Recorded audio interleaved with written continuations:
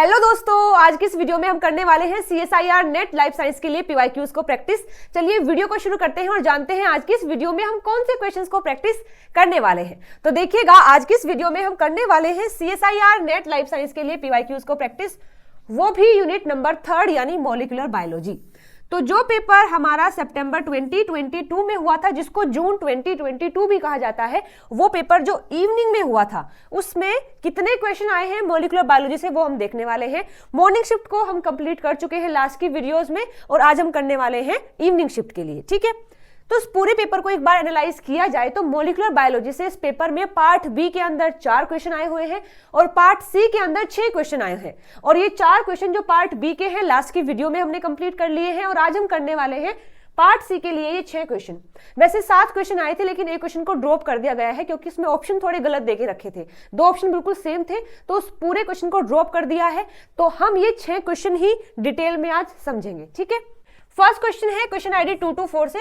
Question लिखा है following statement were made about the mitochondria, यानी कि यहां पर आपको 5 स्टेटमेंट देखे रखी है माइटोकॉन्ड्रिया के बारे में और पूछा है कौन कौन सा स्टेटमेंट यहां पर सही है। चलिए रीड करते हैं अपना first statement. The D loop of the mitochondrial genome is required for replication but not for the regulation of transcription. यानी इसमें कहा है कि माइटोकॉन्ड्रिया का जो जीनोम होता है उसके पास एक डी लूप है और वो डी लूप रेप्लिकेशन के लिए तो रिस्पॉन्सिबल होता है बट ट्रांसक्रिप्शन के लिए वो जरूरी नहीं है। ठीक है, इस स्टेटमेंट में ये बात लिखी है। लेकिन मैं आपको बता दूं कि जो माइटोकॉन्ड्रिया होता है उसके पास खुद का डीएनए होता है जो कि मोस्टली सर्कुलर होता है। 2 स्ट्रैंड होते हैं। अंदर वाले स्ट्रैंड को आप एल स्ट्रैंड कहते हैं क्योंकि वो थोड़ा वेट में लाइट होता है, और जो बाहर वाला स्ट्रैंड है उसको आप हैवी स्ट्रैंड कहते हैं या फिर एच स्ट्रैंड भी कहते हैं क्योंकि वो अपने वेट में थोड़ा सा हैवी होता है। ठीक है, अब इस पूरे जीनोम के पास एक रीजन होता है जिसको कहा जाता है कंट्रोल रीजन, या फिर आप इसको डिस्प्लेसमेंट लूप भी कह सकते हैं या फिर आप इसको डी लूप भी कह सकते हैं। इसका काम क्या है? इस कंट्रोल रीजन का काम होता है दोनों स्ट्रैंड के ट्रांसक्रिप्शन को रेगुलेट करना, साथ में जो हैवी स्ट्रैंड है उसके रेप्लिकेशन के लिए साइट भी इस डी लूप के अंदर ही होती है। ठीक है, जैसे कि आप इस डायग्राम में भी देख सकते हैं। यहां पर ये माइटोकॉन्ड्रिया का डायग्राम है डीएनए का। इसमें ये अंदर वाला स्ट्रैंड एल होता है और बाहर वाला हैवी होता है। ये जो रीजन है इसको कंट्रोल रीजन कहते हैं। और ये कंट्रोल रीजन करता क्या है? देखो यहां लिखा है माइटोकॉन्ड्रियल कंट्रोल रीजन, जिसको आप डिस्प्लेसमेंट लूप या फिर डी लूप भी कहते हैं। It is responsible for the transcription of mitochondrial genome and contain the point of origin of the heavy strand replication. ठीक है, लेकिन हमारा ये स्टेटमेंट है, इसमें कहा है कि रेप्लिकेशन के लिए तो जरूरी है लेकिन ट्रांसक्रिप्शन के रेगुलेशन के लिए जरूरी नहीं है। तो ये स्टेटमेंट इस वजह से गलत हो जाएगा क्योंकि डी लूप दोनों के लिए ही जरूरी होता है। बी में लिखा है the L strand of mitochondrial genome poses the more cytosine. आपको पता होगा कि प्यूरिन होता है, पायरिमिडीन होता है। पायरिमिडीन में क्या आता है? साइटोसिन और थायमिन आता है। जबकि अगर प्यूरिन की बात करते हैं तो प्यूरिन में आता है एडेनिन और ग्वानिन। प्यूरिन के पास 2 रिंग होती है, जबकि जो पायरिमिडीन या फिर साइटोसिन है उसके पास सिंगल रिंग होती है। तो ये जो एल स्ट्रैंड है जिसको हमने लाइट कहा है, वो लाइट क्यों है? क्योंकि उसके पास ज्यादा साइटोसिन होते हैं। इसी के कंपेयर में अगर हैवी की बात करें, हैवी स्ट्रैंड की, वो हैवी क्यों होता है? क्योंकि उसके पास ज्यादा ग्वानिन होते हैं। ग्वानिन क्या है? प्यूरिन है, उनके पास 2 रिंग है तो वो हैवी हो जाते हैं।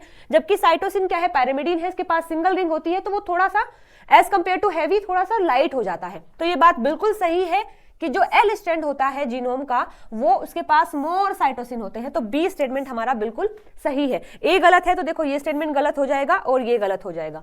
बी हमारा सही है। और सी की बात करते हैं।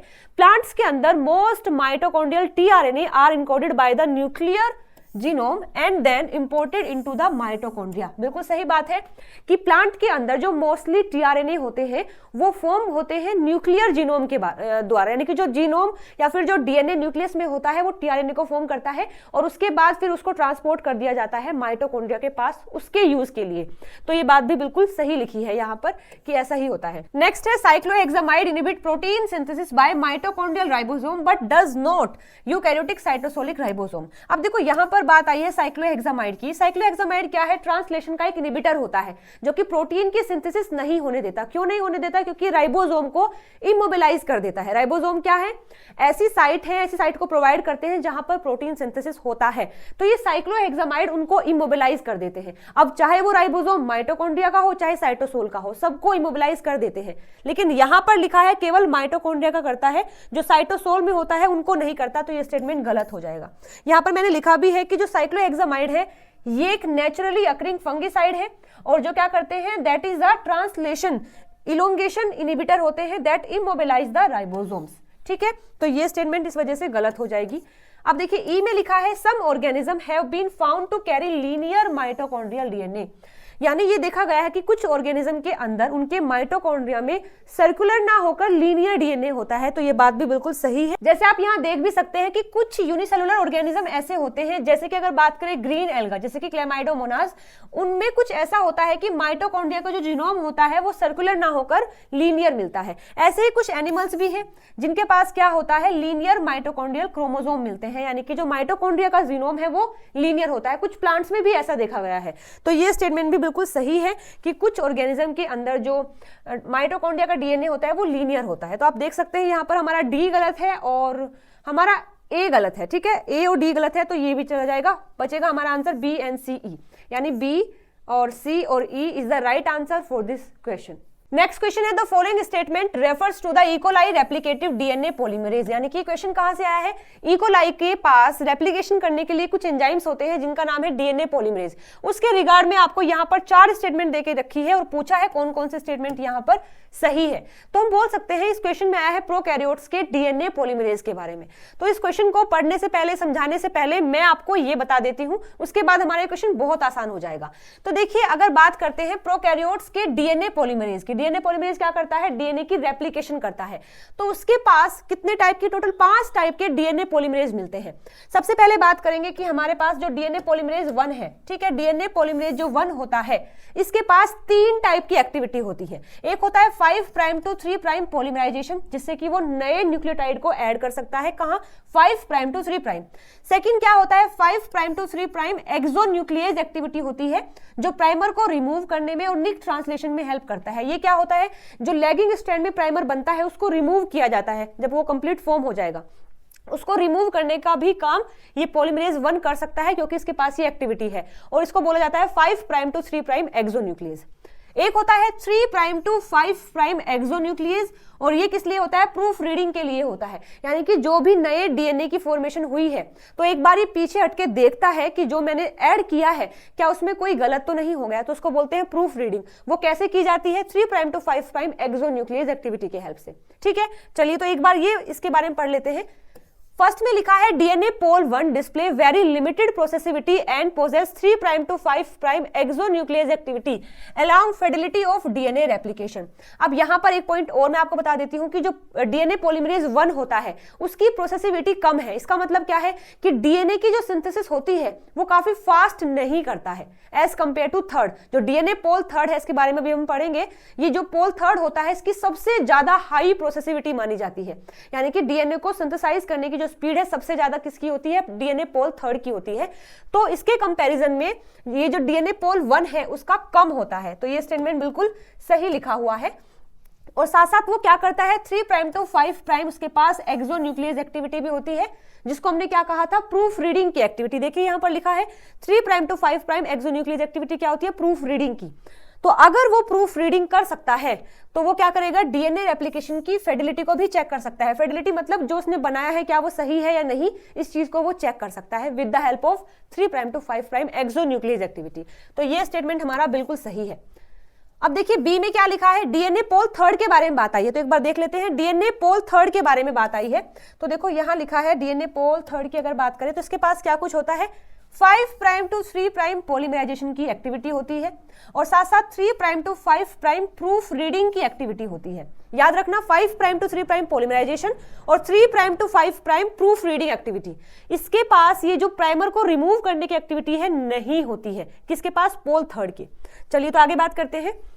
DNA pol 3 is suitable for leading strand DNA synthesis due to its high processivity and 5 prime to 3 prime exonuclease activity that remove incorrect nucleotide incorporate during DNA synthesis।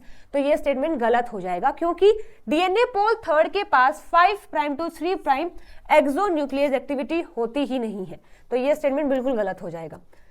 तो हमारा बी स्टेटमेंट गलत हुआ है, तो ये गलत हो गया है, ये गलत हो गया है। ठीक है, चलिए आगे बात करते हैं सी स्टेटमेंट की। DNA pole 1 possess 5 prime to 3 prime exonuclease activity which allow removal of the RNA primer while 5' to 3' polymerase activity allow it to fill the gap created by removal of the RNA primer। इसके पास activity होती है 5' to 3' exonuclease की, जो क्या करता है, primer को remove कर देता है। साथ साथ उसके पास 5' to 3' पॉलीमराइजेशन की एक्टिविटी भी होती है, जिसके कारण जो गैप वहां बना है उसको वो फिल भी कर सकता है। तो ये बात बिल्कुल सही है, हमने अभी पढ़ा है कि ये एक्टिविटी भी होती है और ये भी होती है। तो सी स्टेटमेंट हमारा बिल्कुल सही हो जाएगा। डी में क्या लिखा है, डीएनए पोल थर्ड जो है is suitable for lagging strand DNA synthesis due to its low processivity and 5' to 3' exonuclease activity. दोनों ही बातें गलत है। पहली बात तो उसका जो प्रोसेसिविटी है वो लो नहीं होता है, और सेकंड उसके पास 5' to 3' एक्सोन्यूक्लियस एक्टिविटी भी नहीं होती है। तो हमारा स्टेटमेंट ए सही है और सी सही है, यानी fourth statement will B right answer for this question. तो ये इंफॉर्मेशन अगर आपके लिए नहीं है तो आप इसको जरूर नोट डाउन कर ले, क्योंकि ये काफी इंपॉर्टेंट भी होता है। ठीक है, नेक्स्ट क्वेश्चन है क्वेश्चन आईडी 228 से, the 5' UTR of ferritin mRNA form a stem loop structure called the iron regulatory element. The iron regulatory binding protein यानी IRBP बाइंड्स दिस IRE। ये क्वेश्चन आया है फेरेटिन एमआरएनए से। आपको 4 statement देके पूछा है कौन कौन सा यहाँ पर सही है। ठीक है, लिखा है the following statement were made with reference to the IRBP with IRE interactions. First statement को रीड करते हैं। IRBP और IRE का जो इंटरेक्शन होता है वो रोकता है कि कहीं वहां EIF4A ना आ जाए, जिससे कि स्टेम लूप का स्ट्रक्चर जो फॉर्म हुआ है वो रिजोल्व ना हो जाए, और वे इनिशिएट मतलब कि रोक देते हैं, प्रिवेंट करते हैं initiation of translation of the ferritin gene. तो इस स्टेटमेंट को समझाने के लिए मैं आपको कुछ बता देती हूं। यहाँ पर देखो, ये सबसे पहले लिखा है आयरन। ये जो आयरन होता है ये बाइंड करता है IRP के साथ में। IRP क्या है, आयरन रेगुलेटरी प्रोटीन है, जिसको आप IRBP भी बोल सकते हैं। जैसे क्वेश्चन में मेंशन है, क्वेश्चन में IRBP देके रखा है, यानी आयरन रेगुलेटरी बाइंडिंग प्रोटीन, आप इसको IRP भी बोल सकते हैं। तो सबसे पहले ये जो आयरन होता है ये बाइंड करता है IRP से, और ये IRP बाइंड कर सकता है IRE से, यानी आयरन रेगुलेटरी एलिमेंट से। लेकिन प्रॉब्लम ये है कि इस IRP के पास केवल एक ही साइट होती है इन दोनों से बाइंड करने के लिए। यानी अगर उसने आयरन से बाइंड कर लिया तो वो इससे बाइंड नहीं कर सकता, और अगर इसने इससे बाइंड कर लिया तो वो आयरन से बाइंड नहीं कर सकता, क्योंकि इसके पास एक ही साइट होती है दोनों के लिए। ठीक है, तो देखो यहां पर लिखा है कि अगर आयरन की कंसंट्रेशन कम है तो वो इस प्रोटीन से बाइंड नहीं हो पाएगा। फिर ये प्रोटीन क्या करता है, IRE यानी कि आयरन रेगुलेटरी एलिमेंट एक स्टेम लूप की फॉर्मेशन कर लेता है, इससे बाइंड हो जाता है। ठीक है, अब जब यहां पर ये बाइंड हो जाता है तो डीएनए या फिर जो RNA पॉलीमरेज है, जो RNA की सिंथेसिस करेगा, या फिर अगर आगे जाकर ट्रांसलेशन होना है, प्रोटीन की फॉर्मेशन होनी है, तो वो नहीं होगी। क्यों नहीं होगी, क्योंकि यहां पर ये कॉम्प्लेक्स आ चुका है, तो इस वजह से यहां कोई भी सिंथेसिस नहीं हो पाता है। ठीक है, तो हम लिख सकते हैं कि जब कभी भी IRP यानी कि जो प्रोटीन होता है बाइंड करता है IRE से, तो वहां पर ट्रांसलेशन नहीं होगा। ठीक है, अब मान के चलो सेल के अंदर बहुत सारा कंसंट्रेशन है आयरन का, तो आयरन इस प्रोटीन से बाइंड कर लेता है, फिर ये प्रोटीन इससे बाइंड नहीं कर पाता, और यहां पर कोई कॉम्प्लेक्स फॉर्मेशन नहीं होती और आराम से ट्रांसलेशन हो जाता है। तो हम कह सकते हैं कि जब ये जो प्रोटीन होता है आयरन से बाइंड करता है तो ट्रांसलेशन हो सकता है। ठीक है, इतनी बातें अगर समझ आई है तो अब हम अपने क्वेश्चन पर मूव करते हैं। पहला लिखा है कि यदि IR प्रोटीन जो है और IRE है वो बाइंड कर लेते हैं, एक साथ इंटरेक्ट कर लेते हैं, तो वहां पर ट्रांसलेशन का जो इनिशिएशन है वो प्रिवेंट हो जाता है। बिल्कुल सही बात है, हमने भी पढ़ा है कि जब ये दोनों इंटरेक्ट करते हैं तो ट्रांसलेशन तो होगा नहीं, तो वो ट्रांसलेशन को ही रोक देते हैं। रोकते कैसे हैं, वहां पर इन दोनों के इंटरेक्शन के कारण ये फैक्टर जो है जो ट्रांसलेशन कराता है वो नहीं आ पाता है। अगर वो नहीं आएगा तो ये कॉम्प्लेक्स जो बना है वो भी नहीं ब्रेक होगा, और जिस वजह से ट्रांसलेशन नहीं होता है। तो ये स्टेटमेंट बिल्कुल सही है। देखो बी में लिखा है ये जो प्रोटीन है और ये जो एलिमेंट है जब वो इंटरेक्ट करते हैं तो वो रिक्रूट कर देते हैं इसको 5' UTR पर, जिससे ट्रांसलेशन होता है। बिल्कुल गलत बात है, अभी हमने देखा है जब ये दोनों इंटरेक्ट कर लेंगे ट्रांसलेशन होगा ही नहीं। तो बी स्टेटमेंट हमारा बिल्कुल गलत है। सी में लिखा है in presence of ferrous ion IRBP is unable to bind the IRE। बिल्कुल सही बात है, जब आयरन होता है तो आयरन की प्रेजेंस में ये जो प्रोटीन होता है IRE से बाइंड नहीं कर पाता, क्योंकि आयरन इससे बाइंड कर लेता है और फिर ये इससे नहीं कर पाता। तो हमारा सी स्टेटमेंट भी बिल्कुल सही है। ठीक है, देखिए ए सही है और बी गलत है, तो बी गलत है तो बी यहां से कट जाएगा, यहां से कट जाएगा। ठीक है, और हमने देखा है सी भी सही है, तो हम अपने सही आंसर पर तो आ चुके हैं कि ए और सी सही आंसर है। देखिए डी को देख लेते हैं एक बार। ये जो इलोंगेशन फैक्टर है, जो ट्रांसलेशन कराता है, बाइंड करता है directly at the 5' UTR and disturb the stem loop structure, thus promoting translation initiation, यानी कि ये जो फैक्टर होता है डायरेक्टली कभी बाइंड नहीं करता 5 प्राइम यूटीआर से। यहां लिखा है कि डायरेक्टली बाइंड करता है, तो ये स्टेटमेंट भी गलत हो जाएगा। ठीक है, तो हमारा सही आंसर हो जाएगा ए और सी। ओके, चलिए बढ़ते हैं अपने अगले क्वेश्चन पर। क्वेश्चन आईडी है 230। क्वेश्चन लिखा है some of the steps in the process of eukaryotic DNA replication mention below require hydrolysis of ATP. यहां पर आपको 4 स्टेटमेंट दी हैं और पूछा है इन चारों में से किस किस में एटीपी का इस्तेमाल किया जाता है, एटीपी के हाइड्रोलाइज का इस्तेमाल किया जाता है, यानी कि एटीपी के ब्रेकडाउन का। ठीक है, choose the following options that correctly identify all the steps utilise ATP hydrolysis. ठीक है, चलिए फर्स्ट को रीड करते हैं। फॉस्फोडाइएस्टर बॉन्ड फॉर्मेशन, कभी भी फॉस्फोडाइएस्टर बॉन्ड की फॉर्मेशन के लिए एटीपी की रिक्वायरमेंट नहीं होती है, तो ये स्टेटमेंट बिल्कुल गलत हो जाएगा। बी में लिखा है DNA strand separation by helicase. Exactly, देखो मैंने यहाँ पर आपके लिए ये फोटो भी लगाया है। ये जो हेलिकेज होता है ये एटीपी को यूज करता है डीएनए को अनवाइंड करने के लिए। जैसे आप यहाँ देख सकते हैं ये जो डीएनए है अनवाइंड हुआ है, यहाँ पर ये डीएनए की स्ट्रक्चर थी, डीएनए को अनवाइंड किया है किसकी हेल्प से, एटीपी की हेल्प से। यानी कि जब एटीपी का हाइड्रोलाइज किया गया, उसको ब्रेक डाउन किया गया एडीपी में प्लस पीआई में, तब जाकर अनवाइंडिंग हुआ है। लेकिन अगर उसको फिर से रिवाइंड करना है तो एटीपी की रिक्वायरमेंट नहीं होती है। ठीक है, अब सेकंड में लिखा है कि जो लाइगेज होता है, लाइगेज का काम क्या है, ये जो गैप होते हैं उनको सील करना, उनको बंद करना। तो ये जो लाइगेज होता है ये एटीपी के हाइड्रोलाइज का इस्तेमाल करता है किस चीज के लिए, ये जो गैप होते हैं उनको सील करने के लिए, जो जाके फ्रेगमेंट के बीच में जो गैप बनता है उसको बंद करने के लिए ये भी एटीपी का इस्तेमाल करते हैं। तो ये दोनों स्टेटमेंट सही है। देखो कहाँ लिखा है कि डीएनए के सेपरेशन यानी कि हेलिकेज में भी इस्तेमाल किया जाता है, ज्वाइनिंग ऑफ ओकाजाकी फ्रेगमेंट यानी लाइगेज, तो यहां पर भी इस्तेमाल किया जाता है, यानी बी और डी हमारा सही है, फोर्थ ऑप्शन सही है। अब देखो सी में लिखा है clamp loader associate with clamp and DNA. ये जो क्लैंप लोडर होता है यानी कि जो डीएनए पॉलीमरेज का एक पार्ट है क्लैंप लोडर, जो क्लैंप को लोड करता है डीएनए पर। तो जब ये क्लैंप लोडर एसोसिएट करता है क्लैंप के साथ में और डीएनए के साथ में, तब भी रिक्वायरमेंट होती है। तो ये बात बिल्कुल गलत है। क्यों गलत है, देखिए यहाँ पर इस फोटो में आप यहाँ पर देख सकते हैं, ये जो फोटो है ये यानी कि ये जो थ्योरी है ये लगाई है मैंने लिनेंजर की जो बुक है बायोकेमिस्ट्री की। देखो इसमें लिखा है कि जो कॉम्प्लेक्स है, यानी कॉम्प्लेक्स मतलब जो क्लैंप लोडर होता है, एक मिनट रुकिए, ये जो क्लैंप लोडर होता है ये कॉम्प्लेक्स जब बाइंड करता है किससे, बीटा स्लाइडिंग क्लैंप से। ठीक है, ये जो कॉम्प्लेक्स है बाइंड करता है एटीपी से और फिर बाइंड करता है बीटा स्लाइडिंग क्लैंप से। ठीक है, इसके बाद लिखा है, देखो यहां पर इसने एटीपी से बाइंड किया है, एटीपी को हाइड्रोलाइज नहीं किया है। ठीक है, अब देखो आगे लिखा है कि जब ये क्लैंप लोडर कब करता है हाइड्रोलाइज एटीपी को, जब ये इस बीटा क्लैंप को रिलीज करता है। ठीक है, ताकि जब ये बीटा क्लैंप को रिलीज करता है ये डीएनए से एसोसिएट हो सके, डीएनए के अराउंड आ सके, तब जाकर हाइड्रोलाइज किया जाता है एटीपी का। मैं फिर से समझा देती हूं, देखो यहां लिखा है कि ये जो क्लैंप लोडर होता है जब ये बाइंड करता है बीटा स्लाइडिंग क्लैंप से, उसी के साथ ये बाइंड करता है एटीपी से, लेकिन यहाँ एटीपी का यूज नहीं हुआ है। क्वेश्चन में हमसे पूछा है कि एटीपी का हाइड्रोलाइज करना वो कहाँ कहाँ होता है। तो जब ये जो क्लैंप लोडर होता है बाइंड करता है स्लाइडिंग क्लैंप से, तो वहां कोई भी एटीपी का यूज नहीं किया जाता।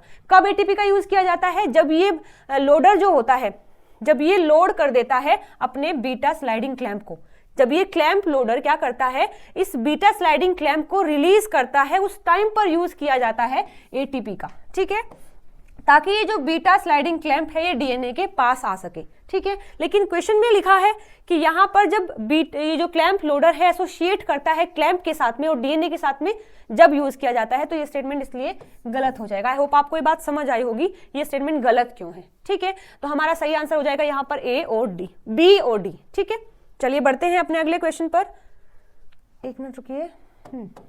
नेक्स्ट क्वेश्चन दिया है क्वेश्चन आईडी 232 से, which one of the following statement related to the mechanism of colour development in response to lac Z expression in E coli is incorrect.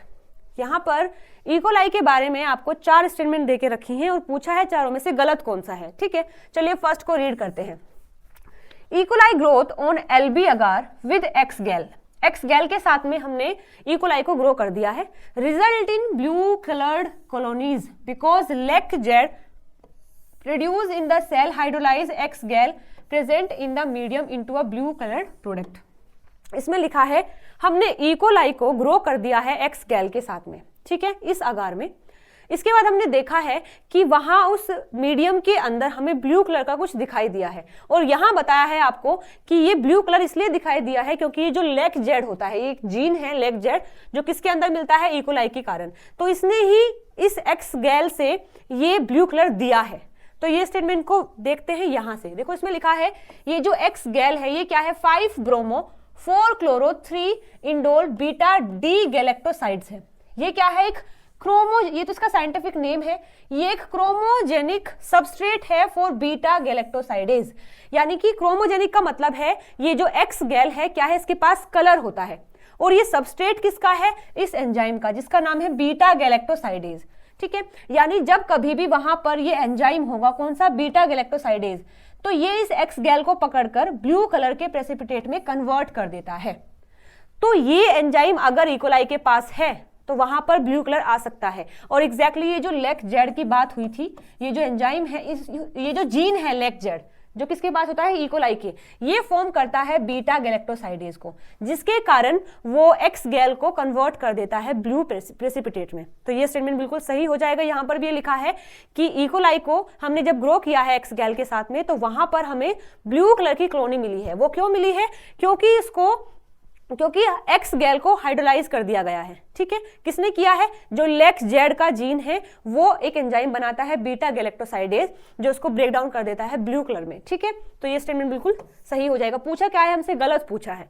ठीक है, बी में लिखा है when the membrane of the cell harboring lac Z are permeabilized and cells incubate in a buffer with ONPG. The solution turned yellow because lac Z encoded protein hydrolyze. अब लिखा है एक cell है, एक cell को रखा गया है एक मीडियम के अंदर, और उस मीडियम में ये ONPG नाम का बफर है, और कहा है उस सेल की मेम्ब्रेन को हमने इस तरीके से डिसरप्ट किया है जिसके कारण ये जो लेक जेड है वो मीडियम में आ गया है। ठीक है, कैसे, देखो यहां पर मैं बता देती हूँ। ये एक मीडियम है, इस मीडियम में ये सेल है, यहां पर क्या है, मीडियम के अंदर है ONPG। ठीक है, इसकी जो मेम्ब्रेन है इसको डिसरप्ट किया गया है जिसके कारण इसके अंदर जो लेक जेड है वो लेक जेड बाहर आ गया है यहां पर, और जिसके कारण उस मीडियम का जो कलर है वो क्या हो गया है, येलो हो गया है। तो ये देखो ये बात कितनी सही है, हम यहां से देखते हैं। हाँ, जब ONPG होता है, ये क्या है, ONPG क्या है, एक कलरलेस कंपाउंड है जिसको क्लीव किया जाता है किसमें, ओ नाइट्रोफिनोल में। यानी कि ये कलरलेस कंपाउंड है, जब इसको ब्रेक डाउन किया जाता है किसमें, ओ नाइट्रोफिनोल में, तो ये एक येलो कंपाउंड बन जाता है। ठीक है, और फिर लिखा है is release which will turn medium a yellow colour in the presence of the enzyme beta galactosidase. यानी अगर किसी मीडियम के अंदर ये बीटा गैलेक्टोसाइडेज एंजाइम है तो ये इस ONPG को क्लीव कर देता है ओ नाइट्रोफिनोल में, जो कि ये तो होता है कलरलेस, लेकिन जब ये ब्रेक हो जाता है तो ये येलो कलर का हो जाता है, जिस वजह से पूरा मीडियम ही येलो कलर का हो जाता है। ठीक है, तो ये जो ONPG है एक एनालॉग है किसका, लैक्टोज का, that the enzyme can break down the produce a yellow colour end product O nitrophenol. बिल्कुल सही है, ये बीटा गैलेक्टोसाइडेज क्या कर देता है, इसको ब्रेक कर देता है। और अभी हमने देखा है जब ये जो लेक जेड है कहाँ आ गया है, मीडियम में आ गया है। मीडियम में क्या है, मीडियम में हमारा ONPG है, जिस वजह से ये लेक जेड फॉर्म करता है बीटा गैलेक्टोसाइडेज को, और ये बीटा गैलेक्टोसाइडेज इस ONPG को कन्वर्ट कर देता है येलो कलर के ओ नाइट्रोफिनोल में, जिस वजह से पूरा मीडियम कैसा हो जाता है, येलो कलर का हो जाता है। तो ये स्टेटमेंट भी हमारा बिल्कुल सही है। अब देखो फोर्थ पढ़ लेते हैं एक बार। फोर्थ में लिखा है इकोलाई ग्रोथ ऑन मैकोन के अगार। ये एक अगार है, एक मीडियम है जिसमें हमने इकोलाई को अब की बार ग्रो किया है। Result in pink colour colonies due to shift in pH of the medium. इसमें क्या हुआ, हमने जब इकोलाई को इस अगार में ग्रो किया तो वो पिंक कलर का हो गया, किस वजह से, उसके जो pH है उसमें शिफ्ट हुआ और वो पिंक कलर का हो गया। अब देखो इस बात को समझाने के लिए मैं आपको बता देती हूँ, जब हम लैक्टोज जो प्रोड्यूस ऑर्गेनिक एसिड्स हैं, पर्टिकुलरली जैसे कि लैक्टिक एसिड है which decrease the pH of the agar, ये जो मैकोन की अगार है जिसको MAC अगार भी कहते हैं, इसके पास एक pH इंडिकेटर होता है जो पिंक कलर का बन जाता है जब एसिडिक कंडीशन होती है। ओके, इस अगार में एक इंडिकेटर है, वो इंडिकेटर पिंक कलर का कब होता है, जब वो मीडियम एसिडिक हो जाता है। ठीक है, therefore lactose fermenting gram negative जैसे कि लैक्टोज फर्मेंटर्स जो होते हैं will form pink colonies while non lactose fermenter will form off white opaque colonies. इसमें लिखा है कि जो लैक्टोज को फर्मेंट करने वाले जो बैक्टीरिया होते हैं, अगर उनको यहां रखा जाता है इस अगार में, तो वो पिंक कलर का कन्वर्ट कर देते हैं उस अगार को। क्यों? क्योंकि वो लैक्टोज को ब्रेक डाउन करते हैं लैक्टिक एसिड में, और ये लैक्टिक एसिड क्या है? ये लैक्टिक एसिड एक एसिड है, जिस वजह से एसिडिक कंडीशन होने के कारण वो पिंक कलर का हो जाता है। तो ये बात भी बिल्कुल सही है। इकोलाई क्या है? इकोलाई एक लैक्टोज फर्मेंटर ही होता है जो लैक्टोज को कन्वर्ट कर देता है लैक्टिक एसिड में, जिस वजह से वो पिंक कलर का हो जाता है हमारा ये वाला अगार। और यहाँ बात भी बिल्कुल ये लिखी है कि जब हम इकोलाई को ग्रो करते हैं MAC अगार पर, तो वो पिंक कलर का हो जाता है। किसकी वजह से? क्योंकि उसका pH लोअर हो जाता है, एसिडिक हो जाता है। तो ये बात बिल्कुल सही है। थर्ड में देखिए लिखा है इकोलाई ग्रोथ ऑन मैकोन के अगार यानी MAC agar result in pink colour colonies because lac Z encode protein produce in the cell hydrolyse the neutral red dye present in the medium into a pink colour. बिल्कुल गलत बात है। ये कह रहा है कि रेड डाई होती है, उसका ब्रेकडाउन होने से ये पिंक कलर हो जाता है, तो ऐसा नहीं है। पिंक कलर क्यों होता है? अभी हमने देखा है, ड्यू टू लोअर pH। ठीक है, तो ये स्टेटमेंट गलत हो जाएगी। हमसे पूछा भी क्या है? गलत ही पूछा है, तो हमारा सही आंसर हो जाएगा थर्ड। ओके, नेक्स्ट क्वेश्चन है the sequence below represent part of the coding strand of bacterial gene Z the arrow indicate the transcription start site. यहाँ पर आपको एक डायग्राम देके रखा है, और ये जो जीन है ये एक बैक्टीरिया का जीन है जिसको जेड जीन कहा है, और आपको इसके रिगार्ड में 4 स्टेटमेंट देके रखी है और पूछा है कि कौन कौन सी स्टेटमेंट यहाँ पर सही है। चलिए फर्स्ट को रीड करते हैं। Insert of an A nucleotide at position +8 increase the length of the transcript by 1 nucleotide and changes the amino acid sequence of the protein being translated। यानी अगर इस जीन में 8th पोजीशन पर हम A को add कर देते हैं, तो उससे जो mRNA बनेगा उसमें एक न्यूक्लियोटाइड एक्स्ट्रा होगा, और लिखा है जो प्रोटीन यहां से बनेगा उसके अमाइनो एसिड के सीक्वेंस भी हमें चेंज मिलेंगे। ठीक है, तो ये बात कितनी सही है? चलिए इसको देखते हैं। यहां पर देखो ये +1 साइट है, कहा है 8th पर ऐड किया है, तो देखो 1 2 3 4 5 6 7 8, यानी यहां पर A को ऐड किया है। पहले भी A था, फिर एक और A ऐड कर दिया है। तो देखो ये ऐड करने के बाद हमें क्या मिला है? हमें देखो A तो सेम रहेगा, 1 2 3 4 5 6 7 8 यहां तक सेम है। 8th पर क्या किया है? फिर से A को ऐड कर दिया है। ठीक है, तो हमने यहाँ A ऐड किया है। पहले यहाँ 2 A थे, लेकिन एडिशन के बाद 3 A हो जाएंगे, तो मैंने यहाँ 3 A लिखे हैं, बाकी फिर स्टेटमेंट ये सेम रहेगा ऐसे। तो ये जो बना है DNA या फिर ये जो जीन बना है, ये क्या है? आफ्टर एडिशन के बाद है। अब इसका जो mRNA बनेगा वो क्या हो जाएगा? ये U रहेगा, इसके G से आएगा C, C से G, ऐसे इस तरीके से ये mRNA आया है। mRNA के बाद अब देखो क्या आया है? ये इससे बना है प्रोटीन। अब U से बना है फिनाइलएलेनिन, CGG से मिला है आर्जिनिन, AUU से मिला है आइसोल्यूसिन, UCC से मिला है सेरिन, फिर से UCC है, फिर से मिला है सेरिन, और उसके बाद आया है UAG जिससे मिला है स्टॉप कोडोन। ये UAG क्या है? स्टॉप कोडोन है। अब यहाँ पर इस एडिशन के कारण, क्योंकि हमने यहाँ A ऐड कर दिया था, जिस वजह से पूरा ही फ्रेम चेंज हो गया है और यहाँ पर स्टॉप कोडोन आ गया है, जिस वजह से प्रोटीन की फॉर्मेशन तो रुक जाएगी। है ना, बात समझ आई? कि जैसे ये जीन था तब तो नॉर्मल चल रहा था, लेकिन जैसे ही हमने यहाँ पर A लगा दिया है, तो 2 अमाइनो एसिड के बाद ही यहाँ पर स्टॉप कोडोन आ जाता है, जिससे प्रोटीन की फॉर्मेशन आगे नहीं होगी। ठीक है, तो ये स्टेटमेंट हमारा गलत हो जाएगा।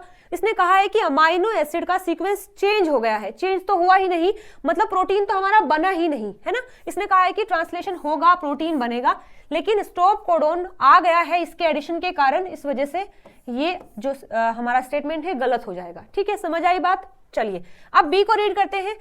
Substitution of the T at position 22 change the primary structure of the protein without altering the transcript length.